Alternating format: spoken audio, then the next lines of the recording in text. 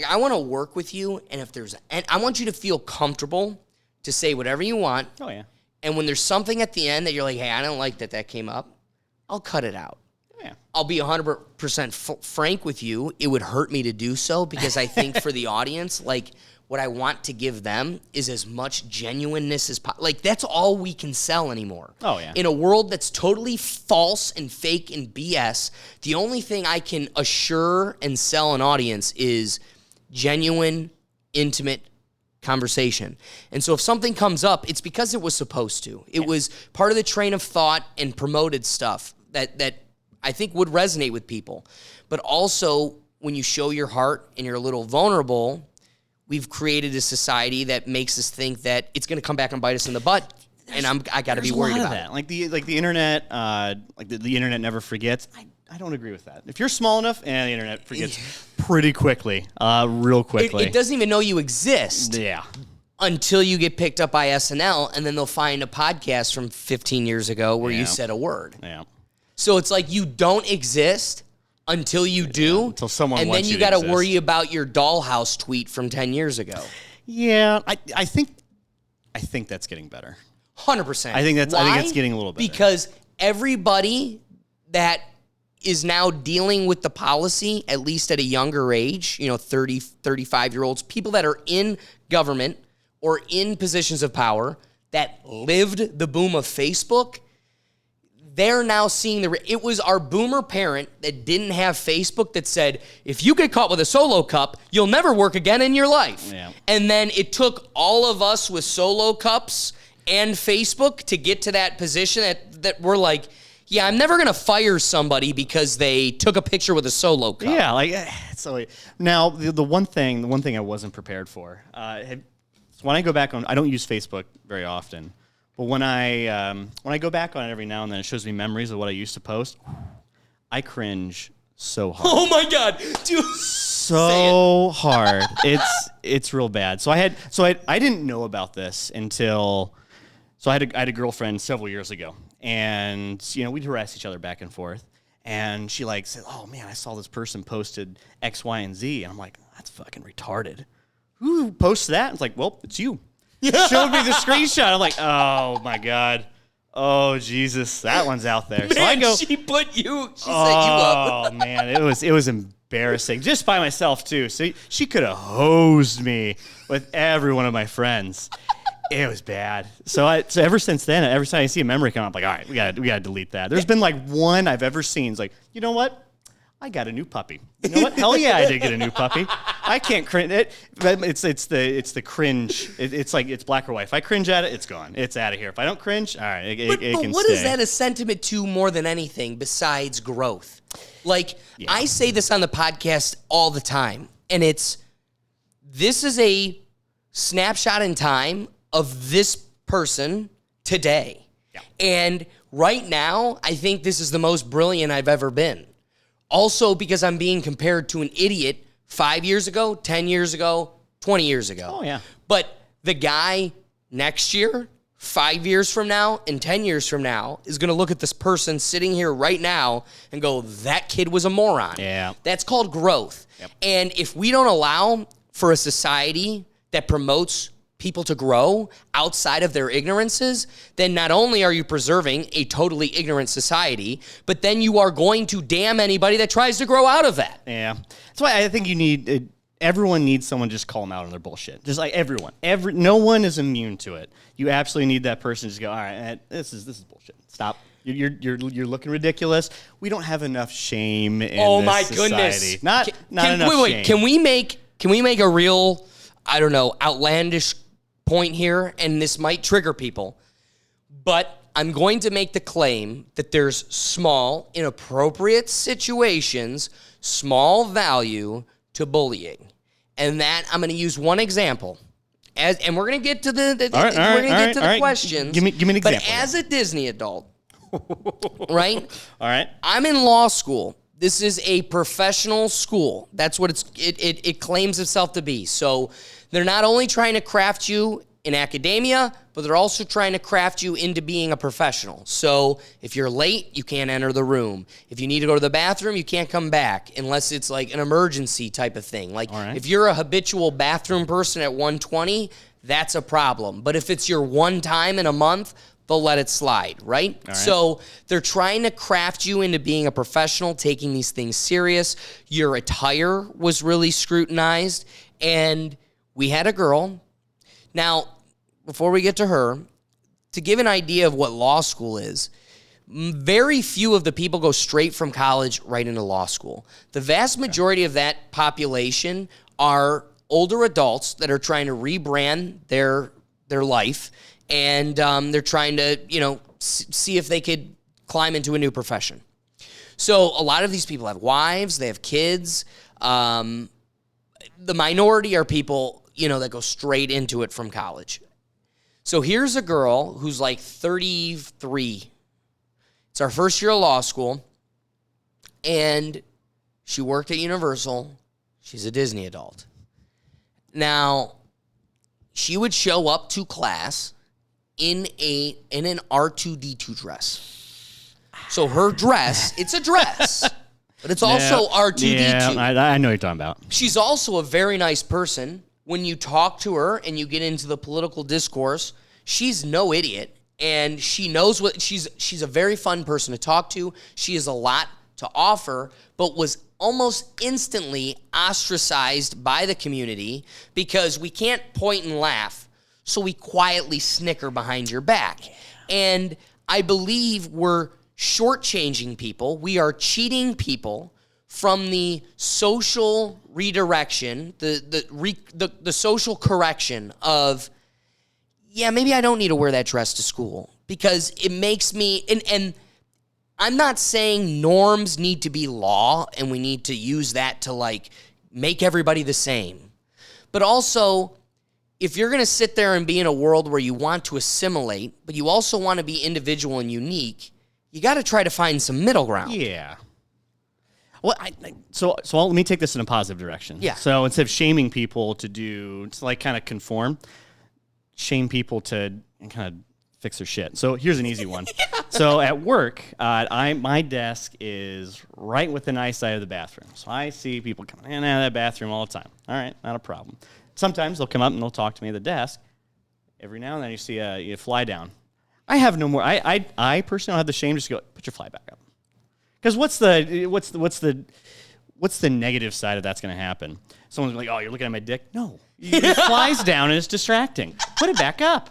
And it's like, is anyone going to think less of me because I helped them? If anything, they're going to be like, "Yeah, I can help." I'm almost at this point where I'm going to start telling people their breath's bad because you get someone who's like bad breath, just reeks. Man. Now, do you go to the crowd and be like, "This guy, his breath stinks. This guy." Or just be like, pull them aside, like, hey, take a minute. Get some Listerine, brush your teeth. Well, so let's be real. Okay. My breath stinks. The worst biological joke God could have ever pulled on me was that I can't smell it. So my breath stinks and I don't know. Yeah. My flies down, I don't know anybody who through fashion chooses to have their fly down, right? So all of those people that have their fly down are doing it out of ignorance. No, so they're walking around. I think about this all the time. I'm playing golf. My shorts have a sweaty ass track right down the crack, right? Yeah. I don't know about it. Part of me is like, at this rate, on hole 11, I can't change it. No. So part of me is like, I don't want to know because I'm stuck in this world and it's only going to make me more miserable. So we got to acknowledge that the person with the sweaty butt crack or the fly down or the smelly breath doesn't really want to be in that situation, like in the outs. Same goes for the person with an awkward dress or an attire, right? Yeah. It's one of those, if I knew this was laughable, I don't think I would choose it. If you would choose it, then you're naturally ostracized as it is, and you're not at the lunch table with the cool kids. So it doesn't matter. But for the person that actually wants to assimilate with people, I don't need to change you. You don't need to change me. But I want to be able to go to the lunch table and be with each other and laugh. If I want to be in that social scenario, I feel like it's owed to me to let me know that this is a laughable attire. How do you go about that? If I have stinky breath, I want you to pull me aside and go, man, you got stinky breath. And at that point, I go, I'm not mad. I'm actually praising you for telling me that. See, I think that's mostly the reaction. But if you're going like... But if it's something that I'm intimately... If it's a choice. It's like you're how do you go about you're that? Clashing. I sometimes... Part of it is a laugh. But also, I'm with you. I like that the crux of your position is you're not going to get positive change by putting people down. Yeah. So how do you socially redirect? Because there's an instinct. We've been tribes for so long. When you want to be a part of the tribe, what is a norm? Or let's talk about this. What is comedy? What makes something laughable? What makes something interesting in the frame of comedy? It's that it's different. Yeah. We have norms, and the thing that makes it comedy is that it's outside. Yep. So one, instinctively by definition, this is comedy. But then also, how do I go about redirecting you back into the tribe? And I'm not saying you can't wear that. There's plenty of other people that are like, I'm so bad and independent, I'm going to wear this and sit at your lunch table. Yeah. But I would make the argument that the person that's socially cool and then wears the R2-D2 dress has no problem sitting at the table, the lunch table, because they assimilate with all the other people and everything else. We see the world the same. The things that make us laugh or sad are all the same. So I think this individual example becomes a scenario the moment you're not just wearing a weird dress, but then you got a lot of other things that kind of make you weird. Yeah. And this would be something that could help. I think it might be a self-awareness thing. Yeah. At that point, so if you're going balls to the wall in the lawyer office, you have the bright yellow polka dot dress, and it's a choice, and you know it. You understand you're self-aware. I think that's different than maybe I'm going to try a fashion risk and see what people say. I think there's two different modes of that. It's how self-aware are you with that? It's like the bad breath thing. You're not self-aware. You don't know. So you're embarrassed and you want people to tell you about it. Wow. So if the crux of all of this is self-awareness, and clearly the person that's falling victim to it is at a lack of self-awareness, what is the one most empathetic, but then also the most socially promotive way of bringing to the attention of self-awareness? That's a tough one. That might be different. It might be different for everyone. Boom. And man, you gotta know, because there's like again. You know what? You know what you could default to that works every time? Pointing and laughing. What the fuck is she wearing? Oof. Oof. Imagine walking into a room and you think you're cool new shirt, cool new pants, cool new shoes. Yeah. And you walk in the room and you're thinking, all right. I know it's a risk. This is different for me. And then people just like laugh at you. Oh. Oof. Maybe that should just be the socially. That's what I was going to say, dude. If that's what's getting me giddy and it's also got the whole room laughing at me, then I need to know that what's exciting me is also laughable. Yeah. Because then I either need to do internal reflection and go, do I really want it that bad? Yeah. Because do you know think about how many people have like their secret, what is it? Like, affections. Like, I love this show. I love this game. You see it a lot with anime, like a lot of anime. And everyone's got the anime they like, and then all of a sudden there's like, ooh, you start going downhill. It's like, maybe I'm not going to let people know I watch this. Everyone's got it. Well, it doesn't have, I guess, anime. I think a lot of people hit on the anime, but there's definitely a hobby you just go. So let's make the point when I want to make the argument for the point and laugh or the social redirection. It isn't because I want you to eliminate this R2-D2 dress from your attire or your wardrobe totally. It's trying to bring to your awareness that there's a time and a place always be you, always fight for your independence, but like you're in law school, in a professional school, like R2-D2 dress ain't the place. But also when you go to a Star Wars dance at Disneyland, or your buddy's throwing a BYOB party for a Star Wars theme, we're all gonna watch all 9 movies. Just going out to the bar like that. Yeah. Like, Let's agree the bar's different than the bar you're testing. If you were to sit down for the bar exam in an R2-D2 dress, people are going to think they're all in pajamas. Well, here might be a strategy on this. So I've had distract people. So here second time I took the ACT, I had an attractive woman in front of me. She had a whale tail. Just strategy. Like bright pink whale tail. And I'm 18. 17, 18, whatever. I can't not look at it. The hormones are running. It was the worst time I ever took it. It was like a 20. I was like, God damn it. And I knew exactly. I can't tell my parents why. I was like, what the fuck? You got X score first time. You just dog shit this up. I'm like, well, sorry, Dad. This chick with the whale tail is just right in front of me, and I can't stop looking at it. Like, I don't think you can blame me, but that's not a good excuse. That's not a good excuse at all.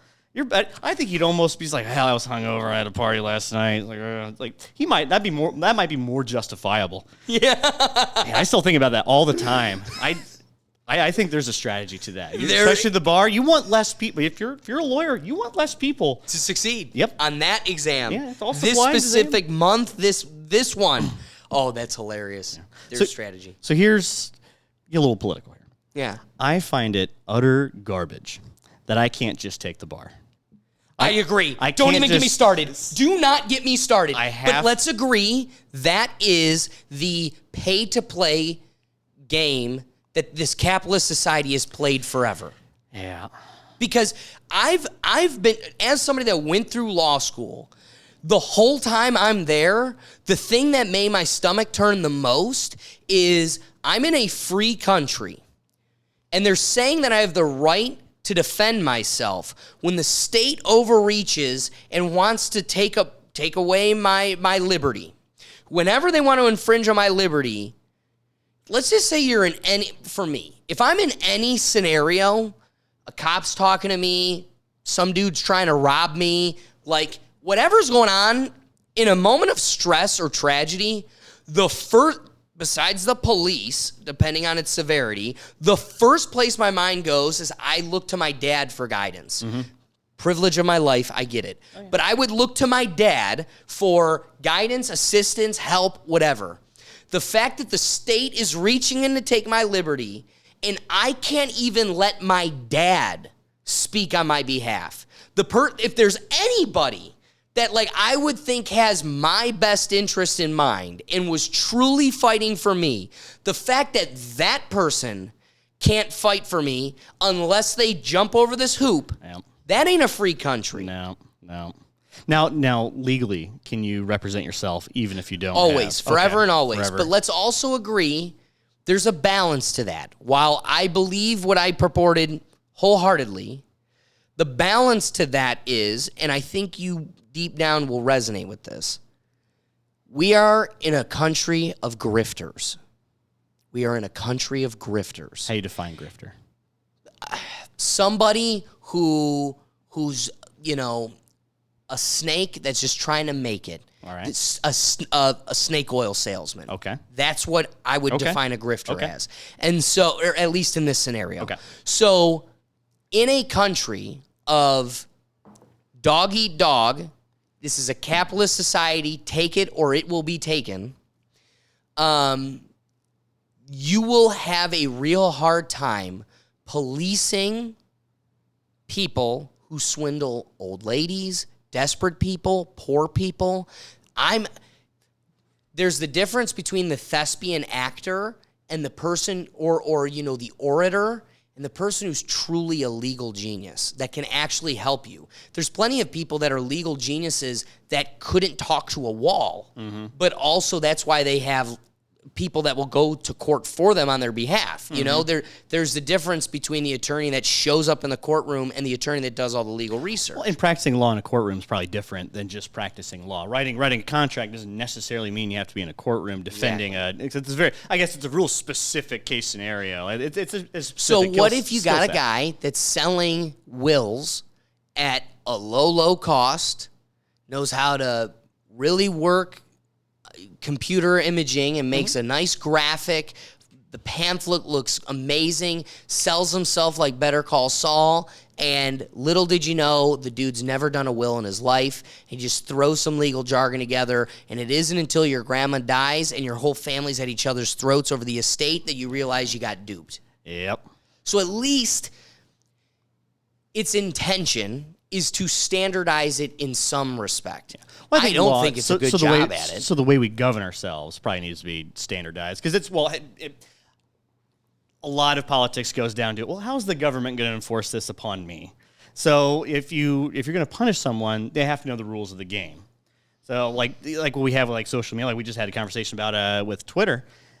The rules are kind of vague because I'm not really punishing you. The punishment's to get kicked off platform, but I guess you could still use it, you can still interact with it. There's other ways to go around it. Where the government, they punish you, there's some serious consequences to that whole thing. But I just find it wild. So let's say the bar is the standard. That's what the government defines. Right. It is standard. You pass this, you're in. You can't do it unless you go to a university. Go to law school. I find that wild. So let's agree. I think both of us, the middle ground to the conversation would be anybody can pick up that test. Anybody and their neighbor should be able to pick up that test and take it. Yep. Whatever means you need to get there and pass that test is up to you. Yep. The problem is you no longer have the monopoly through universities. Yep. Let me tell you this. I'd go to law school, and since day one, so you're there for 3 years, your first year, you're just a little freshman that doesn't know what the hell's going on, but since the moment you walk in there, you have bar prep companies that have been around for 150 years selling you on their bar prep program, and it's been the same companies. It's the same, like 3. I could name them. Same 3. Yep. My uncle, who's a judge, pick an attorney, they've dealt with these 3. They're one of the 3 teams. I'm in law school in a new modern world. And the whole ruse of law school is you got to go home, and we're going to spend the next 3 months. You're going to go home and try to figure out what you need to know, and then you're going to try to memorize it and take this final. And it was nothing but hide the ball. And you got to try to figure out what the ball looks like and then describe the ball.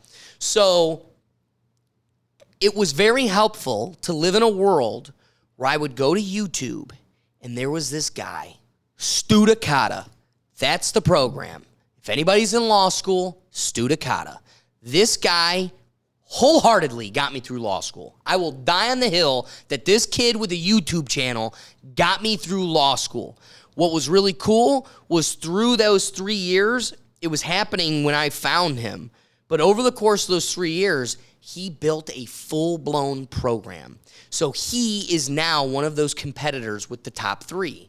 But he hasn't been there for 100 years. He doesn't have the groundwork. So he isn't in your law school because he hasn't cut them a deal. Yeah. So he doesn't exist to the university business.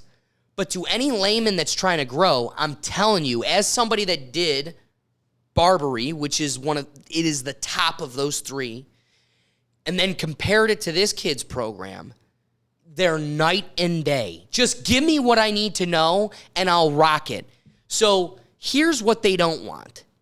They don't want some kid who can just make up a YouTube channel, do all the homework, and make a program that trumps all of the monopolies that have been here forever, and then kids can just go and ace the test, never sit in a law school classroom, never pay to the big boys that are cutting them in, and now regular peons, us dumbasses that they're trying to keep under their thumb, now they've got an avenue to take over the market. Yep. We can't afford that, David. No, come on. No. Society would just crumble if that happened. Imagine everyone being more well-versed in law.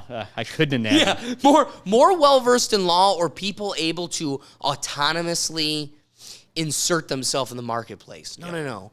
You got to jump through all these hoops where I get a cut every step of the way. Yep. You ready to start this thing? Oh, let's start. I love to chop it up before, but you ready to get going? Oh, let's get her going. All right. So I love that term, think tank. Think tank. I mean, you know what a think tank is? Like, how's a think tank go, James? Yeah, they got cancel culture nowadays. You gotta watch what you say. It's getting real scary out here. Yeah, I don't think so.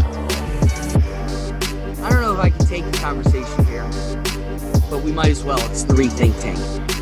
Looks like you had a little bit too much to think here in the Rethink Tank.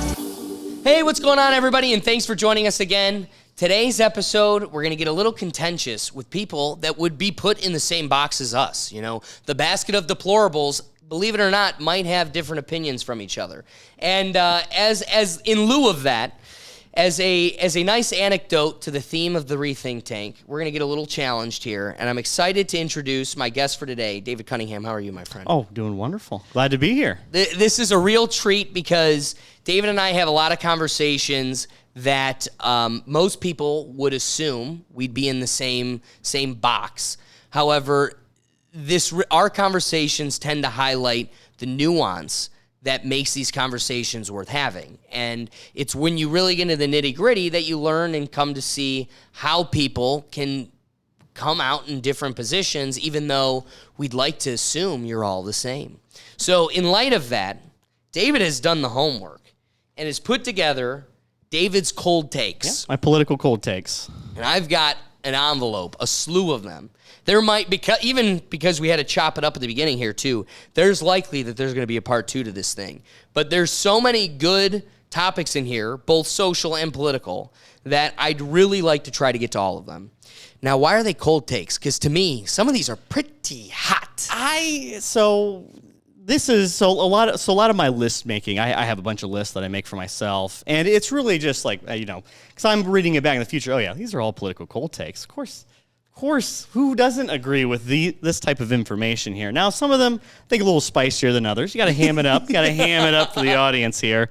But definitely, I think a lot of these should. I wouldn't call it common sense because I don't necessarily like that terminology. But definitely, probably when you go down the middle, I think it's a little more broad approach, especially with some of these a little more political. Some of these just kind of random thoughts and ideas that have maybe a little political twinge to them. I love it though. I got to tell you, when I was putting these together, I was having nothing but a thrill. So, without further ado, we're getting right into the envelope. All right. We're doing random draws because, like I said, there's a lot in here, and I'd like to try to hit them all. Okay. Ooh. Starting off good. Anti-voter ID is the most puzzling platform the Democrat Party can be for. Their arguments do not hold up under scrutiny, more so than any other position the Democrat Party takes. I'm going to leave you with the floor. So we're starting off probably with my most extreme opinion, and I Which is funny. I really want to say he does not have like a lot of topics against the Democrat Party. That isn't like the list. I don't want this to portray that's what this list is. But the man raises a point. This one, my God, a lot of my politics do come from social media, a lot of Reddit. I love just reading political. Well, let's agree that's the human hive. That's why. Oh, absolutely. You get what other people are thinking about, get some ideas that I just don't think about, and see what's better and what's not. I think a lot of some of my politics, if anything, so the trope is you get more conservatives, you get older. God damn it, I feel like I'm getting more liberal as I get older. As I get older and as I kind of go through, and I think we'll see some of these in some of the points. I think you might. There's a Democratic twinge to what I have, but this one, oh Jesus! I just want to say one thing before you get to your point. All right, because I think I can agree with you in a philosophical position, and it's that one. I think most of the people that are listening to this that would be stamped conservative, Republican, I think they're more liberal than the people that wear the Democrat jersey, personally. That's my hot take. All right. I don't think a single person that votes Democrat is liberal to a person that is different than them. They're fascists. They want everybody to think the same, be the same, look the same, speak the same. And they don't like people that are different than them. So I agree with you in that I think the social narrative of as you get older, you become more conservative. What they mean is you align more with Republican Party policies, but because of that, you are innately more liberal.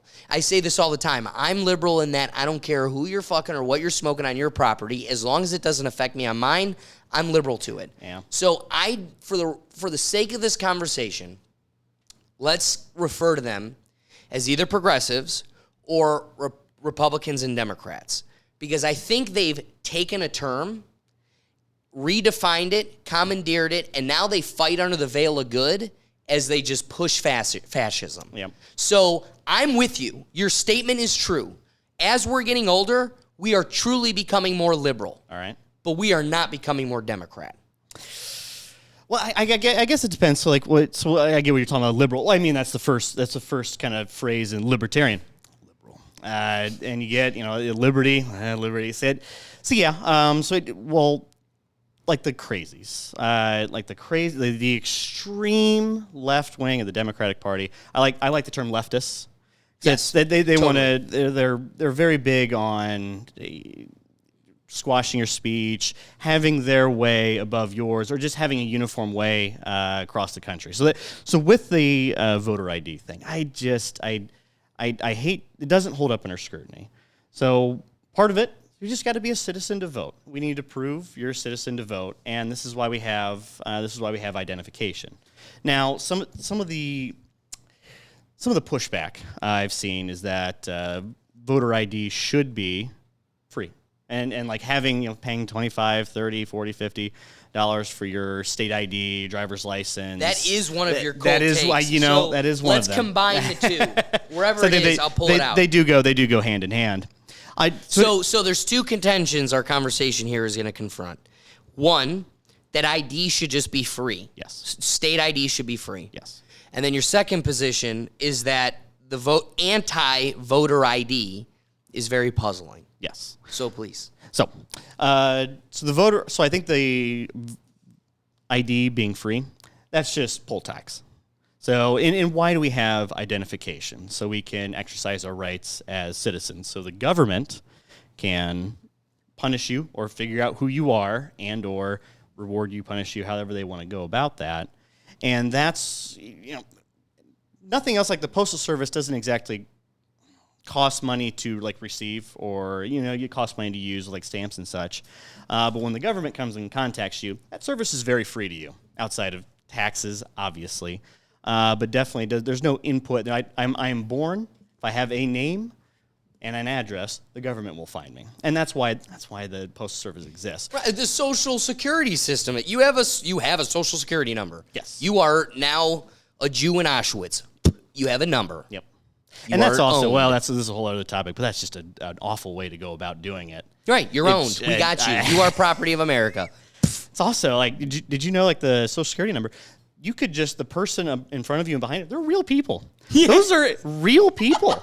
And you could legitimately find out who they are. If you really wanted to commit some fraud, you just go. Wait. Can we also agree that I imagine their birthday is probably the same day, if not within a day? I think there's like, right? it's like birth date, region. There's a couple different things. Like the first, if I'm not wrong, the first 5 numbers are unique to whatever location or something you were born in. So not only is it a kid with the same birthday, but he's also in Cleveland. Yeah, I could. This is my dude. Yeah, I could find out who this person or chick. is. We're like, am I wrong? You're Nope. within the same window. It's not like You know, this dude's I know. 40 and I'm. No, I don't think that's the case. I could be a little bit wrong, but this is someone you've probably met. You probably met someone with a very similar Social Security number as you.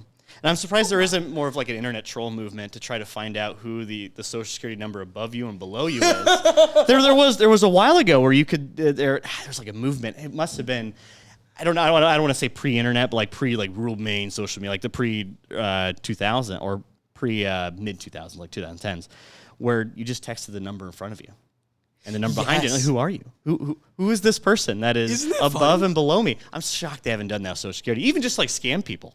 Shocked they haven't done that. You know what I laugh at too? Do you remember bombing? Do you remember text bombing someone? Oh my God, yeah. That just died. Yep. Like that was a thing that we would do Like, for the kids that don't know, like, when cell phones first existed, you would send the same text 1,000 times, and that person's phone was unusable for the next, like, hour. Well, you had so there's some phones didn't have it, but there's ones that you could, like, text the same thing to, like, 10 different addresses, and you could text the same number 10 different times, the same message. So there's some kid in my high school, this motherfucker, did this and just sent that. It's 5 minutes of his time. This is now just an annoyance on me for hours.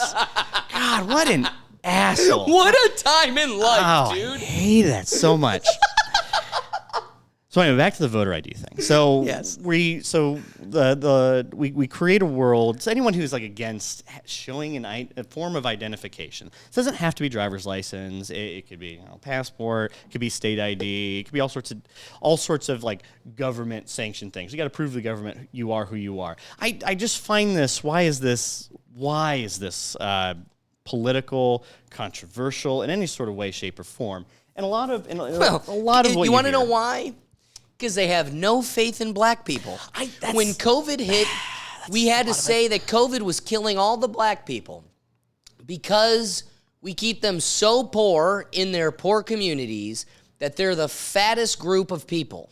That's not me saying it. That's what the government said when they shut down the world. They went on TV and said, this is going to affect the black people the most because they're the poorest. And because of that, we've made them the fattest, which would make them the most vulnerable to COVID. And so they think you're fat. They think you're too stupid to get an ID. All of this is like, how are you saying this out loud? And it doesn't hold up under scrutiny. So there's two prime examples. So you have the person who's too poor to get the ID. So in this world, this person probably has no job. They can't purchase alcohol because they don't have an ID. They can't purchase cigarettes. They don't have an ID. They can't go see an R-rated movie. They don't have an ID. So a lot of things they can't seem to do. Don't have a card. But somehow they don't not have the bottle. Yeah. They don't not have. Do you know? Not to derail you, but as somebody that works at a court, we deal with domestic violence. We deal with a lot of things that are real. There is no crime that gets under my skin. Like, the crime that upsets me the most is driving without a license, without insurance, because June 15th, the first year I'm working at the court, I get hit by a guy that doesn't have a license, doesn't have insurance. Guess who eats the money? Yeah. The functioning member of society. Yeah. A year to the day, June 15th, then 2021. Another man in Garfield Heights, without a license and without insurance, hits my car. Guess who eats it again? Another same functioning member of society. So where we see this as a victimless crime, really at the lowest level, this is the most victimized crime. Real members of society are losing to you because you don't have the wherewithal or the focus or organization to get an ID, and yet nothing in this world is going to stop you from getting behind a wheel because it's your God-given right. And then you hit a functioning member of society and go, whoopsie, sorry, I just got out of jail, have a heart. Yeah, I lived it. So it's a balance. Yeah. The reality is, I want to live in a world where not having it actually does bar you from doing those things, so it would provoke you to actually get them. But I also, in the real world, realize you're doing it whether or not we want to stop you. Yeah, and we want to live in a society. We hear that. We live in a society. We want that to be the case. So participate in it. Be a part of it. Who are you without your identification? I think you want your for a political movement and a political party that's very concerned about the personal truth of who they are.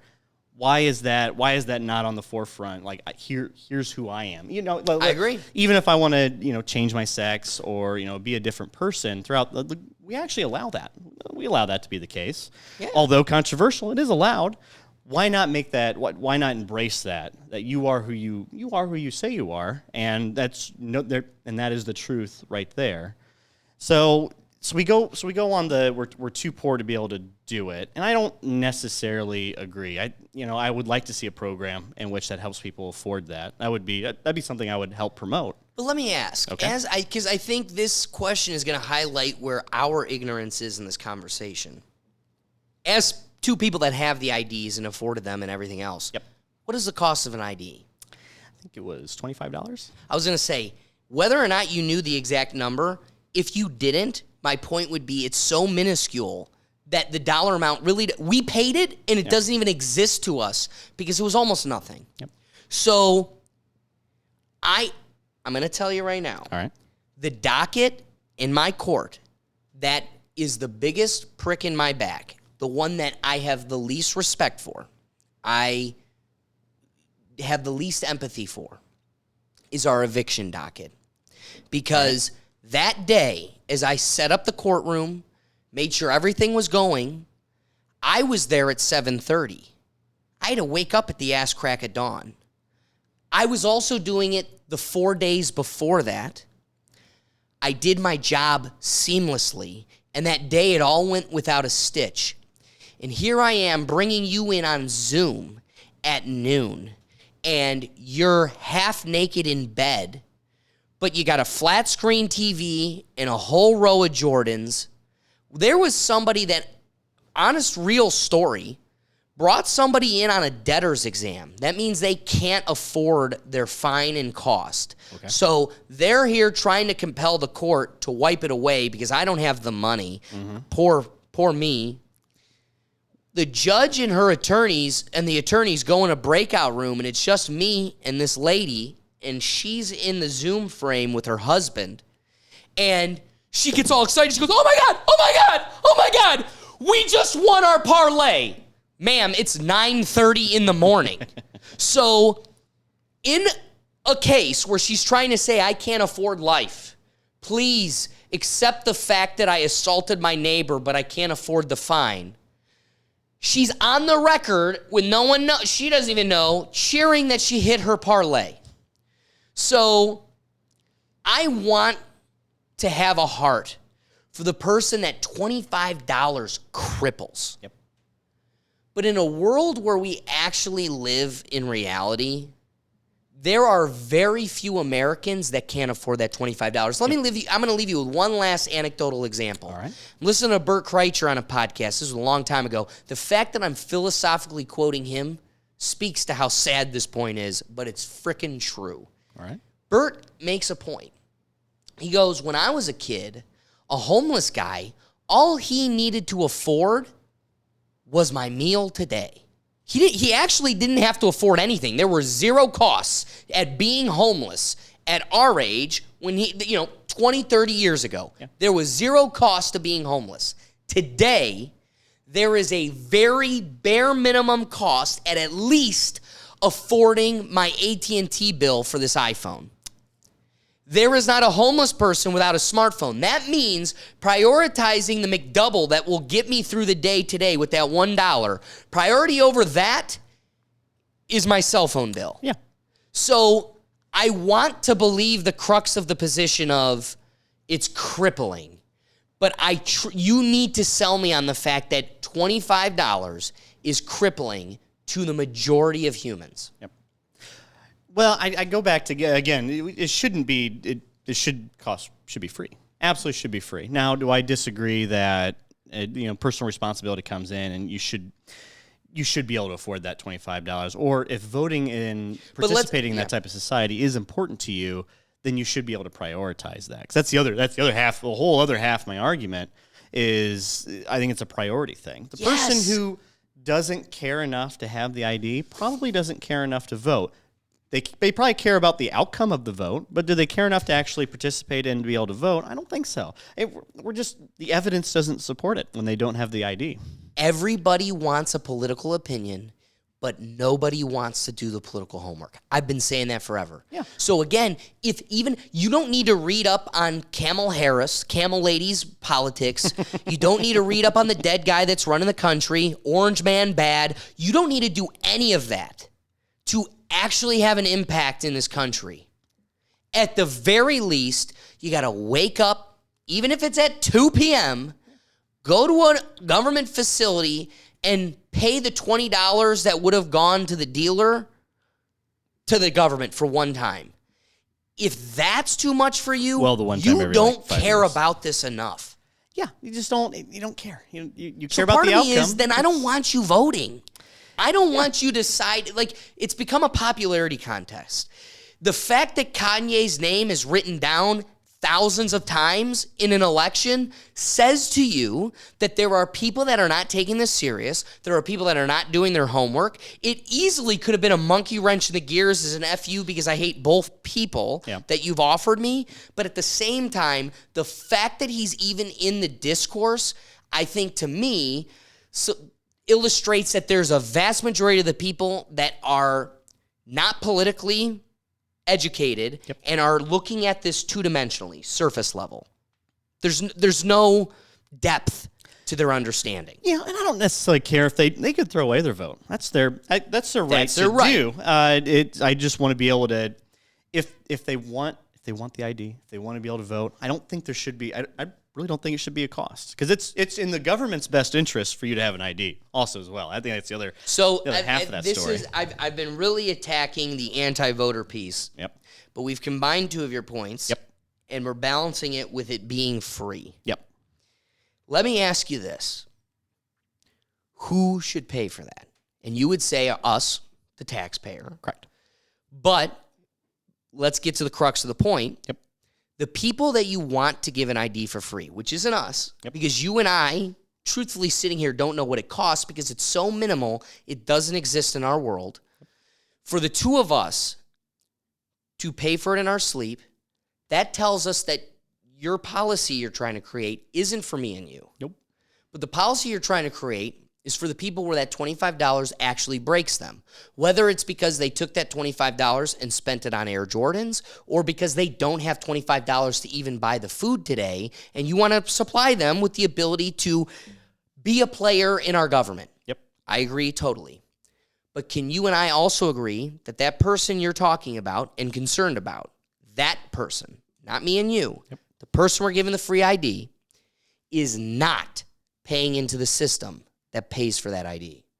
Me and you are. Yeah, so we're paying for not. our ID and that asshole's ID. And also, I'm actually just waiting for them to leave our community. So, like, I don't need to make it more comfortable for them. I actually don't need them in my community. They could be 10 feet tall. They could be 2 feet tall. They could be purple, white, black, or orange. They could take it in the ass. They could love women. I don't care as long as they're a functioning member of society, fulfilling their end of the social contract, paying into our government. If me and you are paying into our government, I don't care that that government pays for shit for you. But if me is paying into the government, I'm going to start caring what that is paying for you. Yeah. Well, it's also not the rules we live by either. So we have the anti-poll tax amendment, which I'm shocked. Just having what you might be able to get away with it with driver's license because that's a little bit of a different, because that's not necessarily a prerequisite because you can have a state ID. I'm not actually 100% sure state IDs are free. I know you can get one, but I guess it doesn't matter if I don't agree with that person, and probably that person's voting against whatever either what I'm trying to vote for the most part. Yeah, that's just that's the rules we decide to live in as a society, and that's the. If we want to change the rules, to have that, I'm at least put that up to a vote. So that's I guess that's the crux of that. I don't necessarily agree with your disposition, but it's I guess I come for it as he's got to have it is a constitutional right. Your right to free speech is. You make a very strong argument, and the argument is if you're going to create a policy that is an anti-poll tax. How is this not that? Yep. That's the big thing. The attorney in me that would want to make an argument, because I think you found something. Yeah. I really do. I think you found the scab to pick at here. If I needed to make an argument that at least attempted at refuting that, it would be that the crux of the anti-poll tax policy is that all American citizens can participate. All we are doing as a government is asking you to prove that you're an American citizen. There may be a $25 cost to that. I'm willing to make the argument that at the grand scheme of the average income of an American, that is a moot cost. But it's a cost.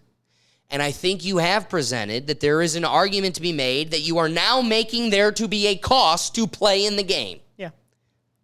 And if you're going to say that the Constitution says there's not allowed to be a cost to play, you're making a cost to play. Yeah. Now, but let's agree that the way at eliminating that cost to play is charging us to pay.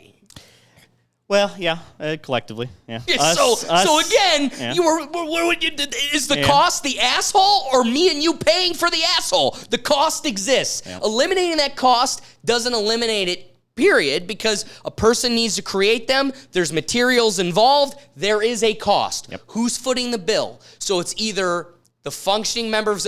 I think the functioning members of society should be the ones voting. And if you want to vote, become a functioning member of society. Well, statistically speaking, I think most of the functioning members of society at least have the ability to vote.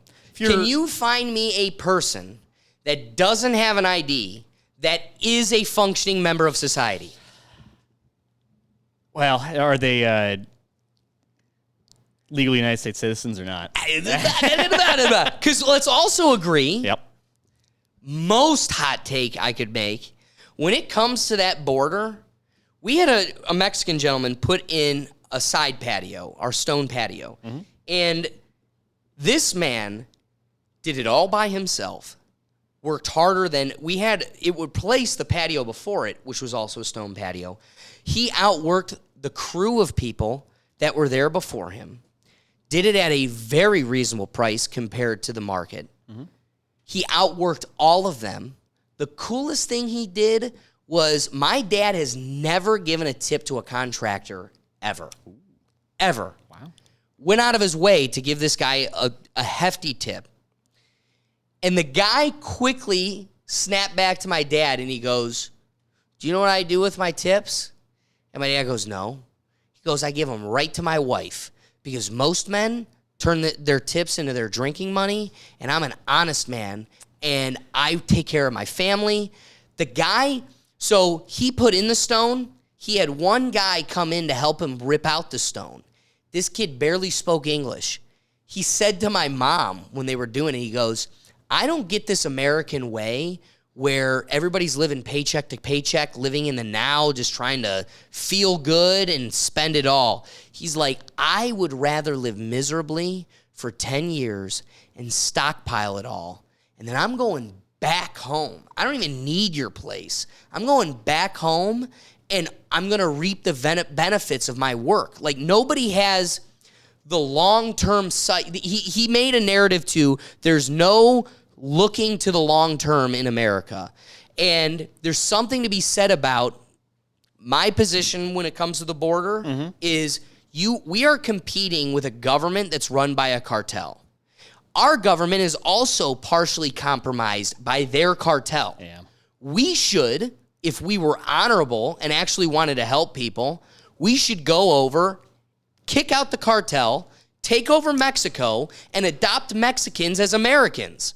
Truthfully, that's my opinion. They outwork all of us. If you look at South Korea is the epicenter of the world economy because in a world where the economy has already been kind of flushed out, we now have a new territory that we can expand and blow up, and now it's the heart blood of the world economy. You could do the same thing in Mexico. Yep. I'm not some racist that says keep them out. I'm some human that's in a tribe, and the only thing I ask of is, can we please just adopt them into our social contract? Yeah. Give them all the welfare and benefits we have to offer, insofar as they are also paying into the same system I am. That's the only thing I ask. Avail that to anybody and everybody, insofar as they're willing to participate as much as you and I. Yeah. I wonder how popular that would be. If you're to it poll, wouldn't be. That's why I'm in a closet by myself. I don't know with the Mexican side. So you have a portion of the population that does want to go over willingly because they see the opportunity and the benefits of being an American citizen. You give them that opportunity. Hey, we could be now. At what point is that becoming? I just want to make it clear that if you let that dude that pulled up a patio. If he could pay taxes and buy a $25 ID, He would. He would. Yep. He would. Yep. So you're comparing that guy to the person getting evicted, waking up at noon, barely clothed, looking at you on Zoom going, you owe me something. Yep. They're not the same. I want to fight for the guy that is not being recognized by our government, and I want to look at the schlub that's sucking us dry with a citizenship, and like Indiana Jones, in a sexy way, perfectly replace them. Woof. That is a hot take. But where I come back on this is just, well, they are American citizens. They are equal rights under the law, under the way we do. That things. hurts. Yeah. You have the freedom to be a schlub here. You have a freedom to do the schlub, and I may not like it. I may not enjoy your, but you know what is this country founded on? Just being why do we have a whole lot of states? And some countries have states and like territories, but we have like self-governing states. Not a whole lot of places in the world have that. It's because when we first came here, there was a group of 10, 20 people who went, I don't like the way you're doing things over here. I'm going to go over on the other side of the mountains. I'm going to do things my way. Then eventually they just started to converge and have to kind of agree on it just due to border things. But I don't have to agree with the way everyone does the way things they do, but at least the inalienable rights outside or pre-government. So let me ask you this. Okay. Who would you rather participate in your political arena? The person who feeds into your economy, provides services and goods, fuels money, collects money, spends money. Yep. Both ways, not just spending money that's given to them, but also creates their own money. Yep. So would you rather take that person, but just isn't a citizen? Would you rather that person participate in your political arena, or the person that has the ticket to the show, but sleeps in, doesn't have a job, doesn't have housing, can't raise a family, literally wakes up every day for Fortnite? Or whatever. They do whatever. Yeah. Hitting the 40 on the corner store. Like, my question is, who would you rather give the ticket to play? Well, he already has the ticket to play. He has the ability to Right. be able to come to the country. Right. One has the ticket to the show, the other one doesn't. Yep. Which would you rather have the ticket? I think that, Alex, you're going to make the argument that both of them should have the ticket. But I want to say, in a philosophical debate, if you had to pick one over the other, who would you rather participate in your political discourse? Well, my answer would be, I want the person who wants to participate, but you That's good. Well, you don't want the centralization of power. That would be, if it's my decision, power's too centralized. We need to divide the power up, even if I don't necessarily agree with it. That's the way it should be. Cheers. But then, can I also push back? I agree with you. Keep coming. My sentiment agrees with you totally. Keep coming. But let's also, do you not fear the very real confrontation that it is very likely we're going to live the movie Idiocracy? Have you ever seen that movie? Yeah, I've seen the movie. Okay, so for the audience member, Idiocracy, if you haven't seen it, go see it because it's a homework assignment for our future. You have the first 5 minutes, I always say, describes it perfectly. I'm going to have to address that in a second. Dude. Oh, there we go. I don't know if the Rethink Tank agreed with that position. The universe was telling me to pump the brakes. You might have slowed her down here. When it comes to the first, so Idiocracy is perfectly described in the first 5 minutes. It first starts off with two attorneys, and they're sitting there and they go, hey, we want to have kids, but we're not going to have kids for a while because we want to be financially stable, and before we know, we want to be able to get a good household foundation before we bring a child in the world. And then it cuts immediately to a guy in a trailer park, and he goes, that chick's my baby mama, that chick's my baby mama, that chick's my baby mama, that chick's my baby mama. And then it cuts back to the attorneys 10 years later, and the husband's like, well, It has been 10 years, and we do have the financial ability to support a family, but at this point, we don't have the biological ability to have a baby. And the wife's like, what do you mean we? It's not my swimmers that don't work. And he's like, oh, no. And then it cuts back to the other guy. And now it's his kid who is a quarterback on the football team, and he's on the high school football field, and he goes, I just got the cheerleader pregnant. And the whole crux of the position is that the stupid people outproduce the smart people because the smart people are more timid. They're trying to build the perfect scenario where the dumb people are humping like rabbits and populating like crazy because welfare is going to take care of them and everything else. So in the same vein, Okay. I agree with you. All right. Philosophically, as somebody that doesn't want government intrusion, I think you really did come up with a really strong position. Cool. Appreciate it. However, I want to keep that on balance with how do you still preserve that position and fight against a future that leads us right to idiocracy, where it's a world of morons and we don't even know that water, we can't get our crops to grow.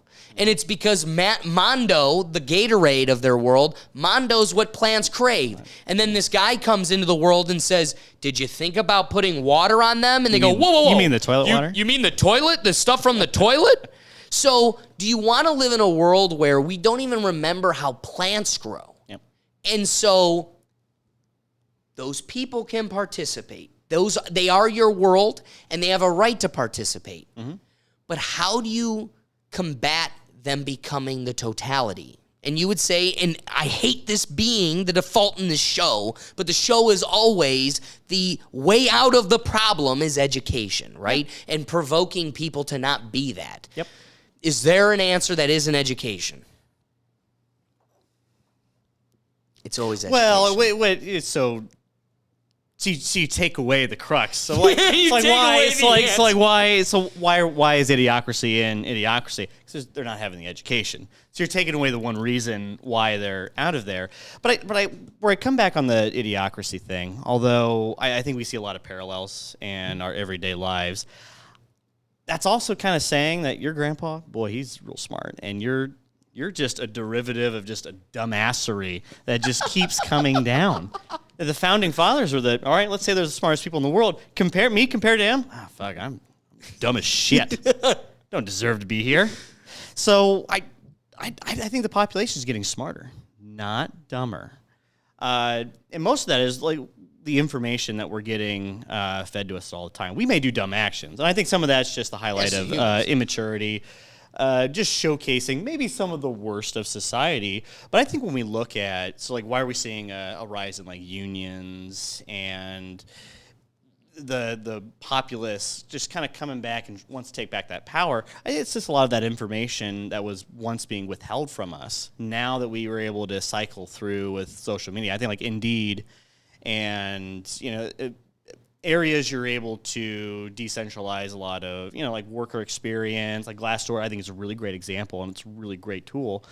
You're just able to educate other people on, this is what I was making here, so if you were doing this, you can kind of compare and contrast. I think on the individual side of things, I think what makes our society kind of crumbles it a little bit is the individual nature of, I'm going to get mine, fuck everyone else. That's what's going to kill us. Some of that's the problem. Totally. But when it comes to the individual, I think the individual is very smart. But also what's crazy is that's the same thing that creates the evolution of the brain chip, the autonomous driving car, the cure for cancer. It always comes back to you want to damn Bezos for how good he is at the game, but the game is the reason we have everything we have. Yep. So how do you make rules to a game and then punish people who won the game, that are doing the best at the game? Yeah, I conflict with that as well. It's like, what's our generation's atomic bomb? What's the turning point of the whole world where we can't go back from this? Once that atomic bomb was not even used but made. Dude, I think it's a bioweapon. And it might be because that seed was planted in me today. I was listening to a podcast, but just listening to their perspective, there's no way a bioweapon is not being cultivated currently. Oh, yeah. It just does. There's no way. We might have possibly experienced one, let alone it's definitely being cultivated. And did you know, I learned this today again, All right. that the Chinese were actually more susceptible to the Wuhan virus because of a genetic variation. I don't know the biology of it, but they were more susceptible to it because of their receptors. So if you don't think a particular country can hack the biology of their enemies and weaponize it against them, and if you can perfectly craft a virus that is going to kill you, that for 2 weeks makes you contagious, but then also is not seeable or viewable or noticeable for 2 weeks, we are all dead. Yes, but where I come back to that, Without a total, utter lockdown, we're all dead. well, so let's just take how we would respond to it. Just prior to that, what's the incentive structure for just wiping out a whole country? I don't think there is a Ask whole lot. Japan. Well, But I'm not saying they'd use it. in You the middle sit of on it war. like an atomic bomb. Well, so it's going to be like you that. make your weapon. You sit back like Oppenheimer. I, like God, have created the end of the world, right? Yep. But then the time calls for itself. Yep. These jerks hit our harbor, and we justify it. Yep. So it ain't now, but we're cultivating it now for when we need it. Because there's no incentive not to have it. We'll just look at if Ukraine had the ability to use atomic weapons, they wouldn't get invaded. Wouldn't happen. So there's no two countries that have ever had nuclear arms ever invaded each other in full scale war. I think that's true. North Korea's not invading South Korea. They just constantly just throw up red flags all the time to say they will, but they don't actually invade. There's no invasion going on between two. Well, the trope used to be two countries, Walmart or McDonald's, ever went to war. Well, that's no longer true because Ukraine and Russia now have McDonald's, but it's That's a thing? yeah, that was the thing. The globalism. That's one of the I've never benefits. heard of that. One of the benefits of globalism because the trade. Because it's just mutually self-assured destruction. Because now my economy is tied to you doing well, or at least you having the people to be able to do well. What are your thoughts on India convincing the UAE, the United American Emirates, into using the Indian... Oh, taking off the United States from the what is petrodollar? It's the rupee? Yeah, it's or using something? It's taken away. The United States dollar is the petrodollar. This is the only reason why That's modern monetary huge, dude. Oh, very huge. Especially UAE. I did a research project in college where I went to Oman and then Dubai and Abu Dhabi. And I would like some Japan. You would like too. some now I would like nice to. I've been waiting. Japanese whiskey. I brought the Buffalo Trace because it's podcast time. I have literally Buffalo Trace on deck because I couldn't get it when we were in the old chapter of the podcast. So I got a hot and take. we're being upgraded. Cheers, my friend. I got a hot take for you on Buffalo Trace. No, it's literally only famous because of Joe Rogan. Well, Go ahead and say not it. even that. So in Ohio specifically, everyone talks about, oh man, if you like whiskey, I got a Buffalo Trace, got a bottle of Buffalo Trace. That is so much better. It's good. No. I don't even think it's one of the better ones. Here's what I wish.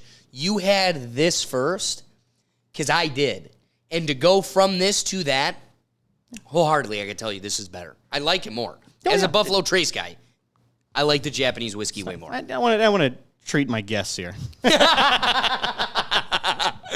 But Buffalo Trace. So I got a lot of friends that got into whiskey. I'm like, I got a bottle of Buffalo Trace. It's this all big thing. It's just because Ohio regulates their Buffalo Trace. Exactly. It's hard to get. I went to Atlanta for the first time that I was like into whiskey and like, they have a whole pallet of Buffalo Trace just sitting there for anyone to take. Doesn't everyone know that this is a special whiskey that you should have? And then come to find out, like, they're making this by the thousands. It's fine. It's good. But I think the cult classic, in Ohio specifically, is right. just because it's limited by the state. You're so... And now, let's agree, it's much less limited today, 2023, than it was in 2021.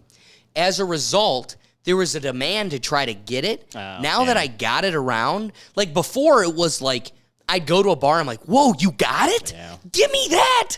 And even though there's much better things on your shelf, I just never get it. Give it to me. I want that. Now it's at every bar. Yep. It's once it becomes your regular shelf bourbon, you go, yeah, it's the same. Yeah. I think it it's deserves. good. I think it deserves to be part of your regular selection. I agree. Absolutely, it's like Maker's Mark. But now I have a buddy, shout out Steve Harper with Creekside Restaurants.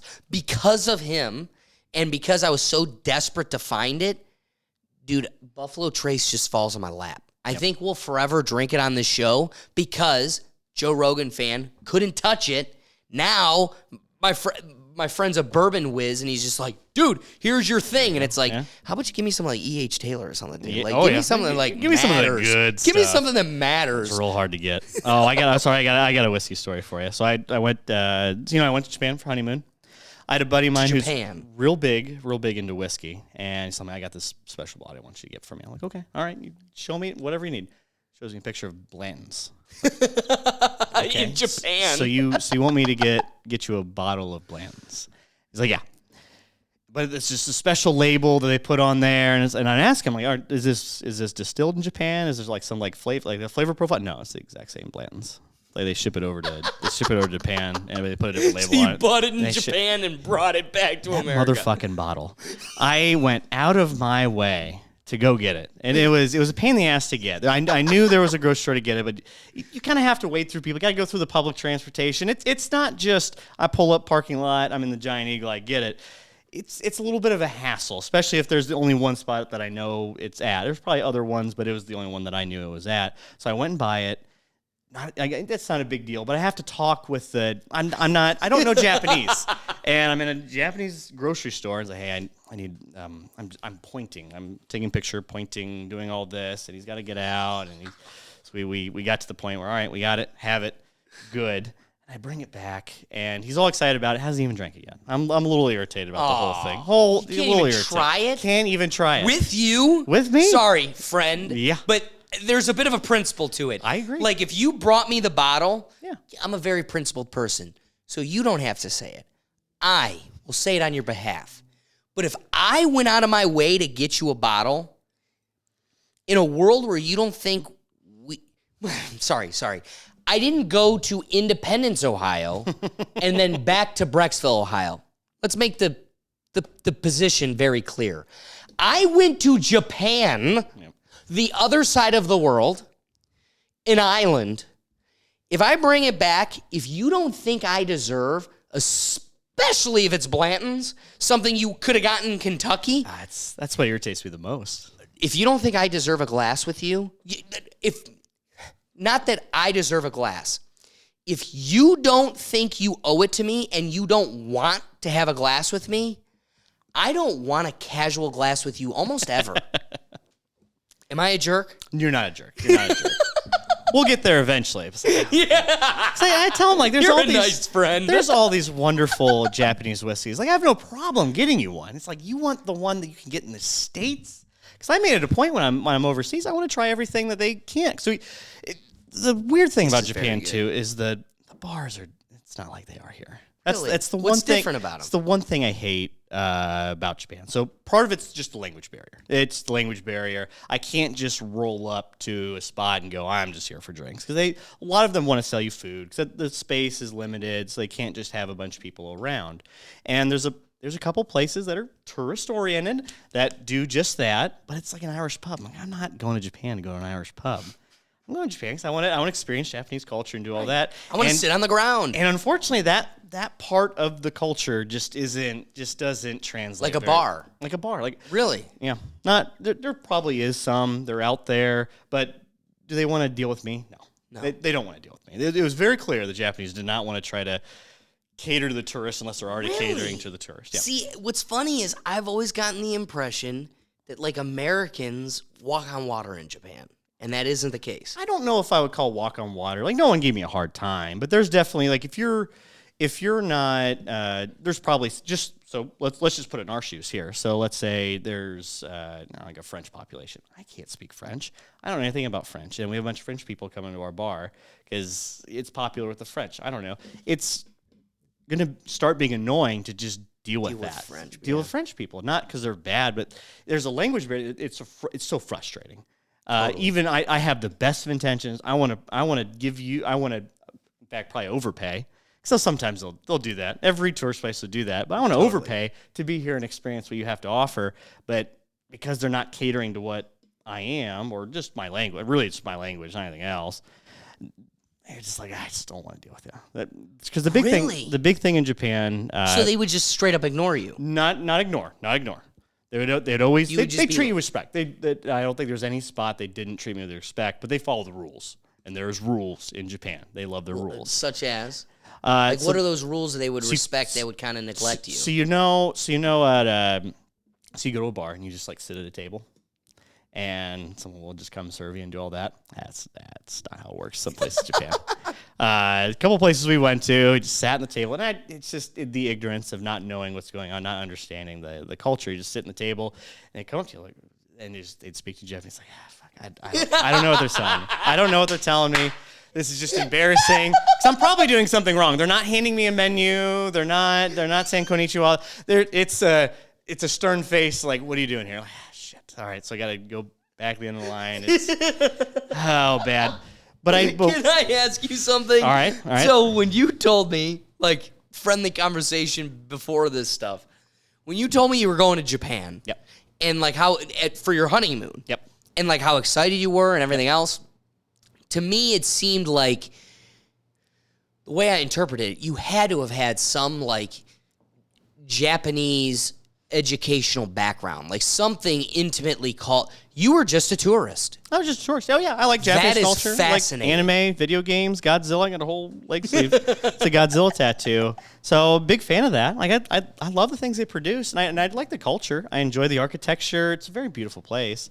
But I am ignorant to the way their customs and norms. Because I care, but I don't.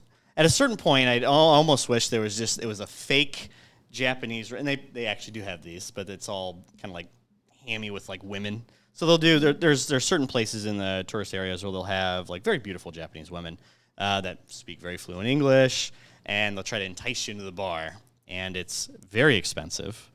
So that type of bar that kind of lures you in, is it more westernized? Yeah, it is. And that's just not what I'm at this crossroads where I want to assimilate with their culture, but I'm just too ignorant to understand, and I'm not going to be there long enough to care enough. Right. So I'm at that crossroads. So that's where that's probably this is the first country I've ever traveled to. No way. Whoa, time out. You've literally never left America. Like, you've never gone to Canada, Mexico? Nope, never went to Canada, never went to Mexico. Went to Hawaii, yeah. But that's not. Dude, it's a little bit of a different culture, not but not trying the same to be thing. An ass, yeah. But, like, your ability, I'm afraid, this sounds very hubris. Yeah.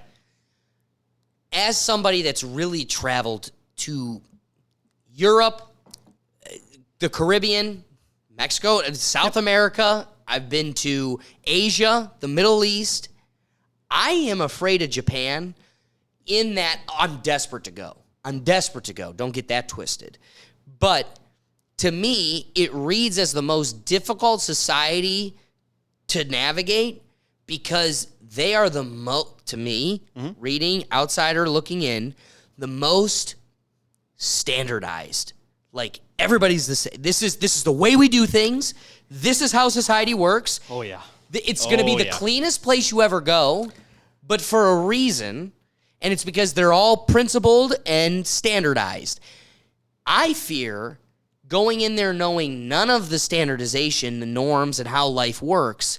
I don't know how to just sit down in a bar and be like, and they're looking at you like, like, man, you just threw yourself into it. Oh yeah, well that's what's attractive to it, because it's like That's no awesome. place else I've ever been. So I want to go. So I want to go somewhere else awesome. I have no familiar. It's the only But familiar. Japan is tough. It's tough. It was the first probably about hour and a half navigating the trains, because again, I've only ever experienced the New York train system. Do you or your wife Sierra, do either of you read or understand Japan? No, Or neither. Japanese, sorry. Neither. She, in fact, did. I probably should have done a lot more than I did. I knew like 2 words, 2 phrases, and that was it. That's all I had. Too. Well, konnichiwa is good. And then good. whatever the term for beer was, I forget it now, but I had it at the time. But the one, like the big one, sumimasen. That was, and you gotta say it like a little like sumimasen. You almost have to have like a little like a feminine tone to the whole thing, just because it's just kind of how you'd say it. Because in Japan you gotta wave down the waiter. I hate it. I hate that. I absolutely hate that. Wife's very good at it. I just couldn't. I'd sit there forever. I'd all right, here's my one drink. Good. No way. Yeah. Dude, you know what I've been saying forever? My uncle taught me at a young age, if you got a really bad waiter or waitress and they're just blowing you off or they put you in the corner so like you're forgotten, he'll just raise his hand and he just sits there. And I'm like, dude, stop, please. Yep. But also, it works. It does and work. I've also wanted, like, because of that, I've wanted to adopt an American restaurant system where just, like, give me a flag. Like, I just pull up the flag, and then like, I know, I'm not going to be reaching for, but at least, like, hey, I've kind of notified you that, like, I'm looking for you. So the Japanese got this figured out. Here's the best part. So certain restaurants have just like an iPad where you can just order whatever, and they just bring it out to you. There's no like I don't want to call it like not service, but it's just kind of like an A to B. It's not. They're not going out of their way outside of just what they're told to do. Do you want to know why that job can be fulfilled with an iPad? Because they're a very small island where they don't need to find jobs for 50-year-olds that are done by 16-year-olds, right? Our dilemma is we've got 50-year-olds handing cheeseburgers out of windows, which is a job for a 15-year-old, and we're trying to make a living wage out of 15-year-old jobs. And so Japan's like, all right, there's enough of us to just make that an iPad. I don't know if I necessarily agree with that. Mostly the point is I think it's just a cultural difference. We want to be served here, and I like being served. Don't get me wrong.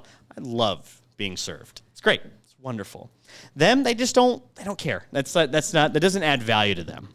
But is there a person that's in that service industry, and I'm going to be a dick with this comment. Okay. I don't care. Go for it. But is there a person in that service industry that doesn't work at Ruth Chris that is a superior member of society?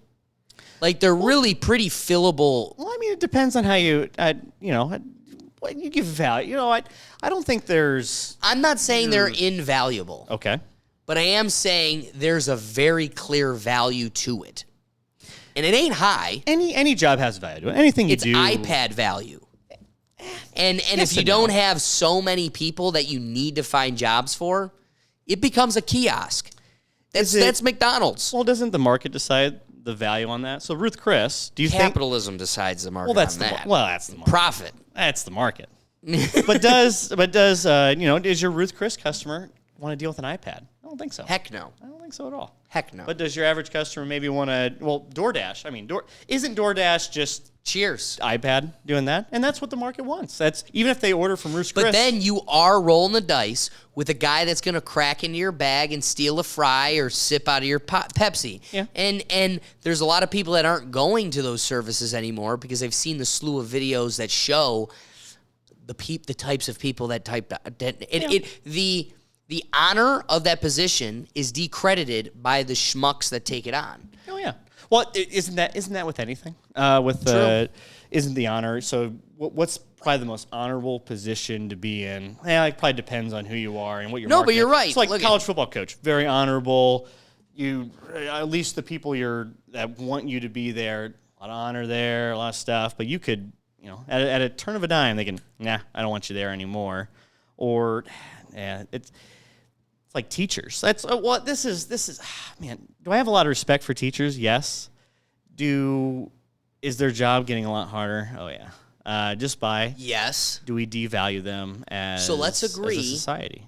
I like the main position you're taking on is that some of the most valuable people in our society are teachers. Yeah. I think they're with your kids, value. They're forming our youth. It's an invaluable position to a society. Mm-hmm. And I will die on the hill that those that can't do, teach. That was a saying when I was in high school and in grade school. Yeah. And as I've grown up to live with the people next to me that we either went into professions, other professions, or we went into academia. Those that went into academia, not a single one of them were higher calibrated than your doctors, your lawyers, your engineers, your salespeople. They are not higher calibrated. It's that the higher calibrated members of your society go towards other positions because there's a more financial incentive to do so. And as a result, teaching has become the forgotten profession, and those that can't do end up teaching. Well, so what we talked about with the lawyer, like being a lawyer, so like being a courtroom lawyer is a different principle and a different skill set than being like a contract lawyer. Isn't that the same with teaching? So if you can't teach, you just maybe don't have that killer, well, let's call it a killer instinct to be able to do, but you have that to teach. Let's agree on this. There is a teacher that has changed your life for the better. There's a slew of them, I'm sure. I think everyone has a teacher that's done some sort of impact to them, positive or negative too, because it cuts both ways. That's the unfortunate reality of that position. So let me ask you this. Okay. Do you also have a teacher that you can agree probably should never have had their job, had a major negative impact, were unfit for the position? And the fact that the two of them are at the same level of professional consideration speaks to how there are people who it's in their nature to excel at this job and should have been there. Mrs. Crow, go check out that episode. She was on this podcast. She is, out of all levels of academia, my senior math teacher in high school, beat college, beat law school. She was the greatest teacher I've ever had. And if you put her on balance to the worst teacher I ever had in 8th grade, they came from the same public school system, were considered the same. They were both tenured teachers, so they both lasted. Yep. All I'm saying is, if you can have minnows in a pool of sharks, your pool is defined by the minnows. Doesn't matter how great the sharks are. You have the same pool has strongest shit people. link is the strongest link in a chain, or the weakest link is the however the exactly phrase goes. Right. Yeah. The chain would be defined by your weakest link. Yep. I would totally agree. Yep.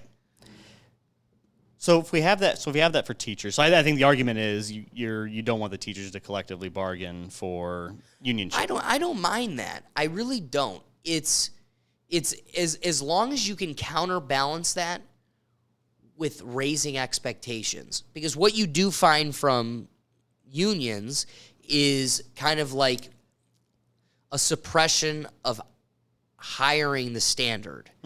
And I have you need to have some confrontation. Yep. If I'm going to impose on you, you need to have an entity that defends against that, and we can kind of stalemate to a middle ground.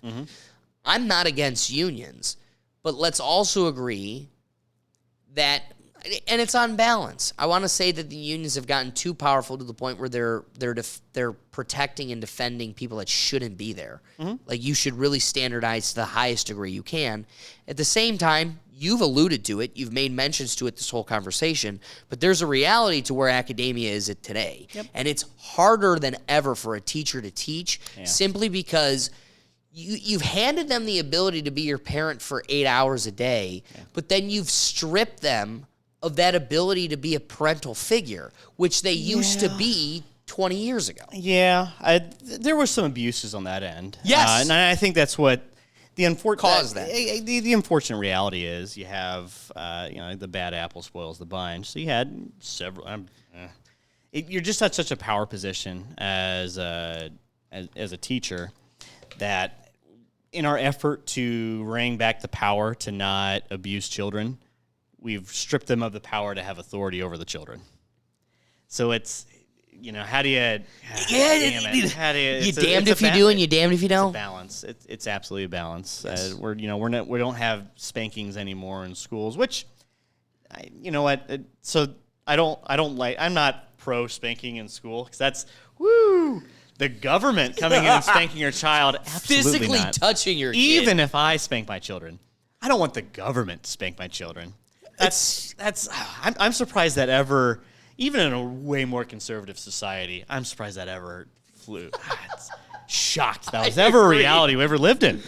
But the person that was spanking your kid was the pastor at your church, was, we were significantly more communal. Yeah. That, like, it wasn't just a stranger. Yeah. We were so much more intimate that it was like an extension of your community, and you respected their ability to be a parent just as much as you are. At the same time, though, there wasn't much individuality. Mm-hmm. You weren't allowed to be autonomous. There was much more of a uniformity to the way homes and families looked. Yeah, it's unfortunately a different. Let's family agree. Most of them structure. were white, right? Like, you didn't have this opposition of maybe not necessarily white, but how like does an two-parent Oriental households. family raise their family? Well, the two-parent households. Well, but they all were two-parent. Yeah. In a world where they were all two-parent. Yeah. And again, I would go 200 years ago. Yes, you had immigrants. Mm-hmm. Most of the class was immigrants, white or not. But you had the majority of your community was localized from the same people, from the same place. You all shared the same norms. And I think what shook the bedrock was assimilating different peoples, different families. Mm-hmm. They all could have had two parents, but, homework prioritized over the racetrack, yeah. Well, so this is the thing I was thinking about when I was driving here is the bedrock for our country, the diversity of it, the diversity of thoughts and opinions. It's a double-edged sword. Cuts for us and absolutely cuts against us. So when you see countries like, let's use Japan, for example, they're a fairly assimilated country. They use a lot. Most of them have the same family values and not necessarily political opinions, but the same kind of how we want to structure ourselves as people of this country. They're very proud of themselves as that country. We're here, we're proud of America as a kind of an idea, but not necessarily as a way we do things. Wow. So you have That's impressive. Yeah. you could be patriotic and also very much disagree with everything going on here. Yes. And that's kind of the American experience. I love that. That's how we are. So it cuts for us and against us, and how you That's govern how it. you could be a person that loves this country because patriotism racist. Yeah, It's just so easy. Just like I say, like AOC, I think she's a patriot. I think she appreciates American values and how we want to do it, but very much disagrees on how we get around that. So we have two different opinions of how we go about, like, on the political spectrum. But I think she's got a point. We're fighting kind of for the same side a little bit, because you see 4th of July, I don't see a whole lot of Democrats going, fuck this country, fuck this, fuck the leadership, fuck how we govern ourselves, fuck all that. But as a American, all right, I'll throw the American flag out there, because I think the hate America thing might be a little overblown. I think it's more of like hate how we govern ourselves and how we just participate in society and how we hate for the other side. See, here's the thing. I think a well-articulated, educated person like yourself, that's the nuance. Yeah. That's how you present it. That's how you see it. But then in a community where the masses is the community of idiocracy, you are taking the position that I don't hate America. I just hate how we're governed or how this government is approaching it, but I love this free place we get to experiment in. Yeah. But when you say, I hate America or dislike the government or however you want to phrase it, the idiot that is the mass internalizes it as, I hate red, white, and blue, internalizes it as those that push the Star-Spangled Banner, they are racist, hateful. Like, you can default to that because you don't live in the nuance. That your whole internalization of that position isn't that, come on, we love the ability to debate and scrutinize the government, but we love the ability to do that. Yeah. So, like, we love this ability to debate it. It makes it special, and I'll be the first to point out where they fall short. But I got to say I love it overall because I can point out that they fall short. These people are interpreting your ability. Your position is, I'm just saying they fall short, but I love the fact that I can say they fall short. And they hear you and they say, he's just saying he hates this place. I hate this place too. Yeah. It's because I don't like that we live in a world where everybody's two-dimensional and shallow, and so the masses take the tagline into a whole different direction where the crux of your position actually has a lot of value, and I totally agree with. Well, has this conversation become too nuanced? Have we not broadened it out to where the majority can understand it, or at least it speaks to a very wide audience? I think an audience member, totally.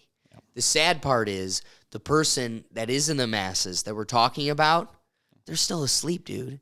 And they're only going to wake up to get that 40 at the gas station to numb themselves to forget they're here again. How do we take that and make that a broad range? Like, hey, this is for everybody. This is how we all want to do it, and it's not just the conservatives or the Democrats or the liberals. That, yeah. To be able to just, I want to restrain that. I think that might be the problem. If it takes nuance, it's like in politics. If you're talking, you're losing. That's why I don't think all right. So as a side note, that's why Robert Kennedy Jr. Yeah, I don't think it's why it's win. It's why he's not winning. 'Cause he's talking too much, speaking too much. Really? This is a hot take. Yeah. So when I'm interested. So if you're terminally online, internet brained, well, yeah, I want the politician to constantly talk and have transparency over everything. I think everyone wants that. But then when you start having him talk and speak his mind, just like the policies on Twitter, when Elon Musk started making it a lot more transparent, people started hating it a lot more. It's that odd balance where I think if you're talking too much, it takes too much effort and energy to be able to actually go understand it, have the nuance, appreciate it. It's almost like a fine wine or a fine whiskey to understand. But you're the opening flavors. the door for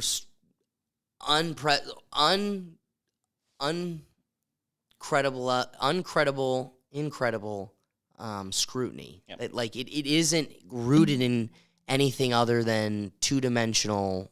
Yeah. It's like I think the beauty of Trump, he made it easy to digest. Made absolutely very, very easy to digest. So right. He's not he's not talking in depth about a lot of his policy. He's taking broad strokes and he understands. I think there's a lot of complexity in the simplicity that he says things, and it's that aspect of it. There's a very fine art to do it, and I think he's mastered that art, at least politically speaking, on that end. Because you have Ron DeSantis, he'll go into policy. I love that. Give me the policy. Give me all of that. Yeah. How you're going to govern, how you're going to do that, that's what I want to hear. But at the end of the day, maybe that's the wrong approach. So let me ask you this. I'm going to keep that. That's a good inquiry. All right. Keeping it on balance with, I work at a court where there's two judges. Okay. One is very politically motivated, has only been politically motivated. I could never imagine them taking on a show like this. Mm-hmm. My uncle is also a judge. He's my uncle. Mm-hmm. I could never ask him, even though he's done. In 2 years, he will never be running again. He will never be on the bench. He's literally done. Yep. He won't sit in that chair. Nope. But there is another judge who is a real human being. And that's why they really should be a representative, is they wear their heart on their sleeve. They don't play the political BS. They're just trying to be a human and do good for other humans. Mm-hmm. He wants to come on my show. Yeah. He wants to sit here and chop it up and have a real conversation. And one of the things I am eager to bring up to them for this reason, I am of the belief, one, a judge should not be politically affiliated, period. You're supposed to be neutral. You're supposed to be based on the black letter law and not a politic, not a party. You should be speaking for the law and not for your party. But if I'm voting on judges, that means I'm looking at people that will judge that I, one, think is the best educationally or socially rooted, but also would support my interpretation of the law or judgment.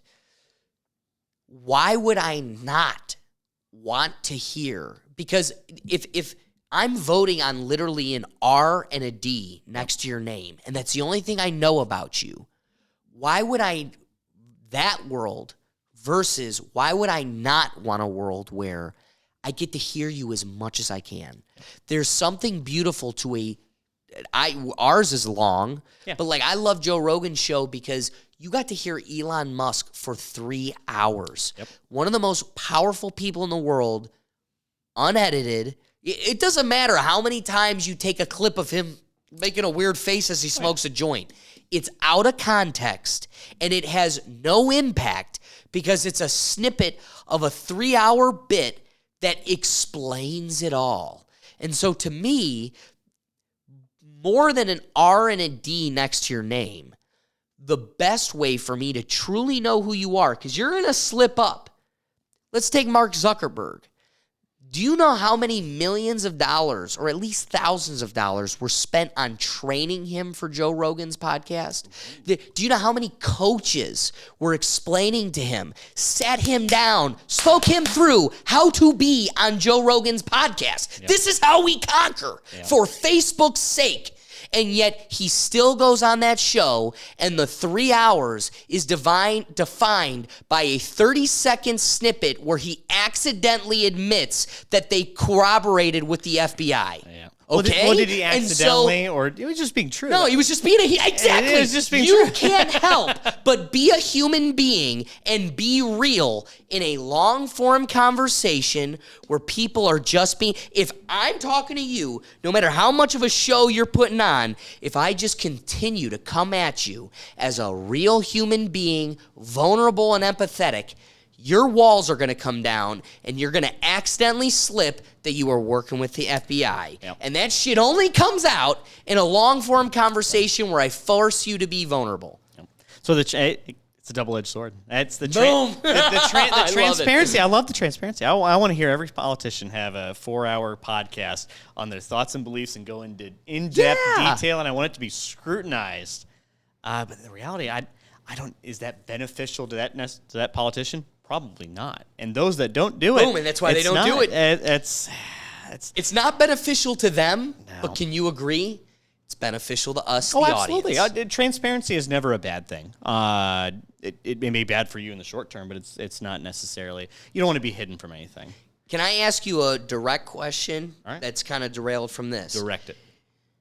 Do you think, because I've been really sold on the Tulsi Gabbard train.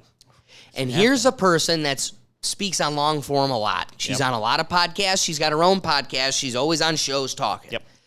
It seems to also have what's damned her from her political party and has caused her to jump ship. Yep. Do you think she has spoken too much? Do you think she would have benefited from quieting down? That would have forced her to assimilate and get in line in the Democrat Party, and she wouldn't have been able to be her own independent that kind of resonates her above the rest. Mm-hmm. So I'm curious, to me, I'm the most sold on this woman, and I've heard her speak the most. Yep. So what are your thoughts on that? Do you think it's hurt her? Because on the grand scope of things, she doesn't exist. No. To me, she's my whole world. Yeah. To the political landscape, she's kind of forgotten. Yeah, pretty much since she's changed parties, that was probably the highest high she had. As far as just like notoriety, I don't necessarily if it was positive, but it was notoriety all the less. Yeah, we just see this pattern. The more you speak as a politician, and you're not, I wouldn't call Tulsi Gabbard crazy. So, Marjorie Taylor Greene, there's not a microphone that she doesn't know how to talk to. Right. She'll talk to anything. It doesn't matter. She'll spout it out. She has her own podcast, and she seems to be very popular. So what's the difference? Is the message just are we talking to a political party that kind of wants to just be told what they want to hear and not told what they maybe believe? Like, is there some contradictions like the Conservative Party? So conservative. Everyone in the Republican Party, are they actually abiding by conservative politics, or are they just another cog in the political machine that pays homage to conservative politics. And I could say the same for the Democrats, like Biden. Working class, all about it. He went real hard in Pennsylvania because he's from Scranton, Pennsylvania, or like right around that area, and shut down the train union. Do we say one thing just because we want other people to hear it and other listen to it, or do we say another thing because that's politically appropriate and I can get that? This is why I think AOC it's actually a pretty good politician in that regard. She's a little hypocritical, a little bit. I won't deny that, but definitely I think she speaks truth to power probably a lot more than I think the Democratic Party would want. That's the sexiest part about her. That's the only thing that really. That's the only thing. It's the only thing that's sexy about her. And then she's also very sexy. She's attractive. There's no bones about it. Listen, I'm not afraid to say it. A president that surfs and looks good while they do it. Yeah, there's nothing wrong with that. There's nothing wrong saying she's attractive. That doesn't that's not the only thing that brings her value, but she's easy on the eyes. Whatever. So her early career was definitely spoke a lot of truth to power. She sat, I think real early on, she camped in front of Nancy Pelosi's office door to have, I don't know what the policy was. I don't remember what it was, but camped just so she could have it out there. I want more of that. That's why I think like Nina Turner, she would have done more of that. Chantel Brown, not doing any of that. Chantel Brown is essentially a millennial politician that doesn't.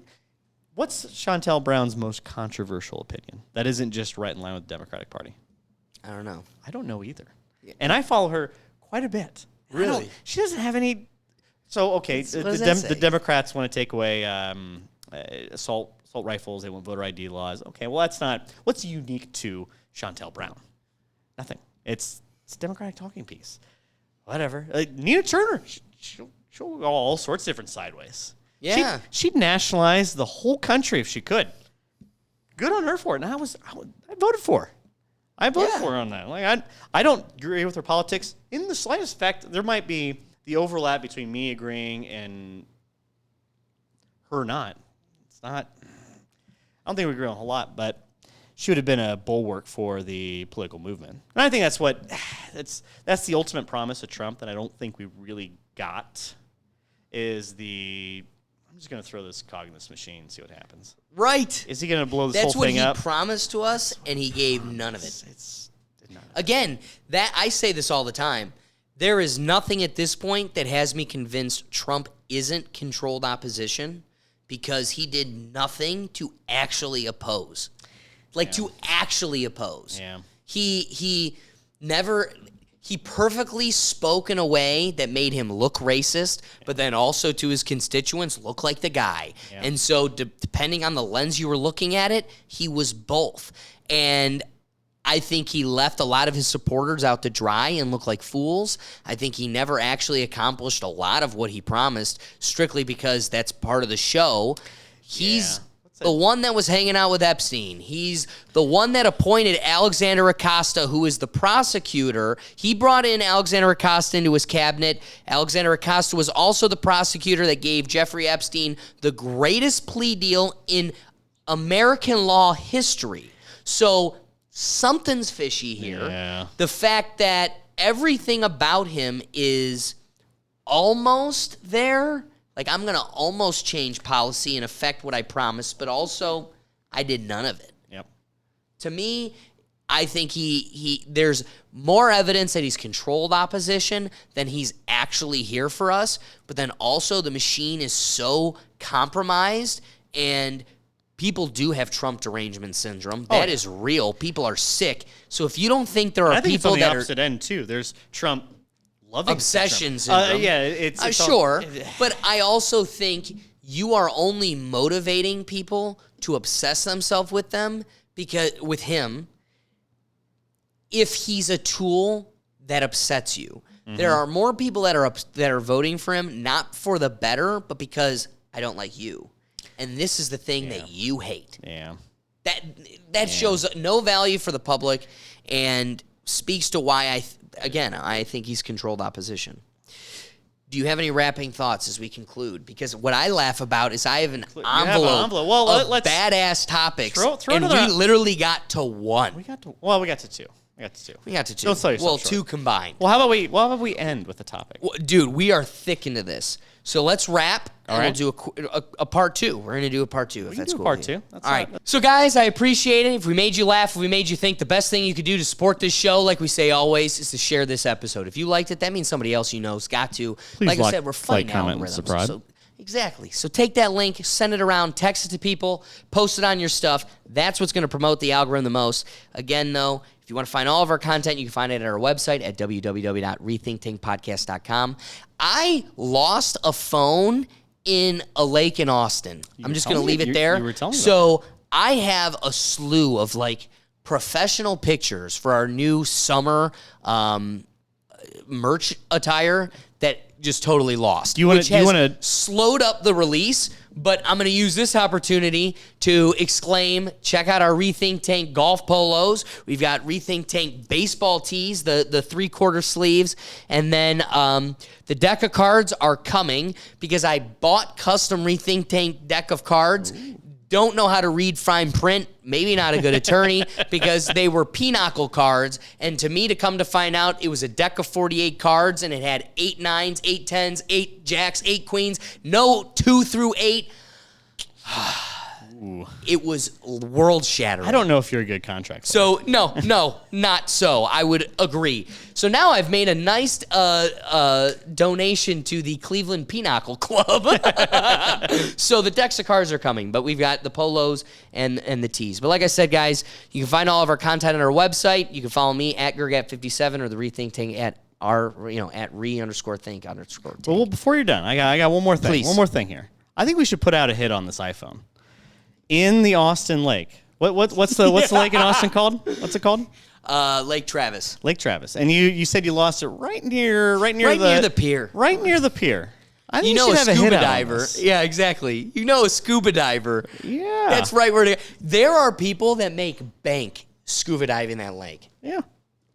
So I think you should put a hit out. Anyone who finds this phone, Gets a free golf polo. oh, you give them the whole gambit. Golf polo, deck of cards, and make sure it's better. It better be the 52 deck. 52 deck of cards. Get None the of that whole pinochle gambit. crap.